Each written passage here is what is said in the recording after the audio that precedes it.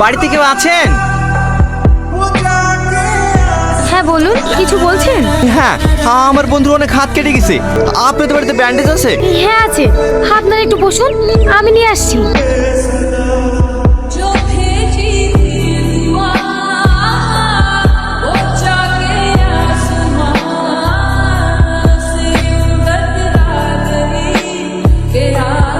Bandage করে দিয়েছি, আর রক্ত বেরোবে না।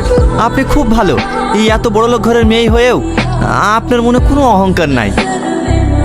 আপনিও অনেক ভালো। আপনাকে দেখেই বোঝা যাচ্ছিল যে আপনি আপনার বন্ধুর জন্য কতটা কষ্ট পাচ্ছিলেন। বাড়িতে তো আর কাউকে দেখতে পাচ্ছি না। আপনি কি একা থাকেন? না না, আমি একা থাকি না, আমার আব্বু মাও থাকে। আসলে ওরা দুজন জব করে তো, রাতের বেলা ফিরবে।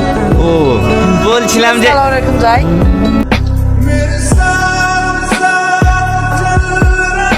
ইশালা টজনের বাড়িতে ব্যান্ডেজ চেতে গিয়ে তুই পাত পেতে বসে পড়েছিলি। আমি যে নাটক কোথায় তুই আসতি কিনি? সেরকম কিছু না ভাই, মেয়েটার ব্যবহার এত সুন্দর না, মেয়েটাকে আমার খুব ভালো লেগেছে। কি বললি? ভালো লেগেছে তো? যে তোর বাপ জানতে পারে না, তাহলে আমাদেরকে পোস্টমর্টম করে এই ব্যান্ডেজ জড়িয়ে বাড়ি পাঠিয়ে দেবে। চ বিল্ডিং এ চ।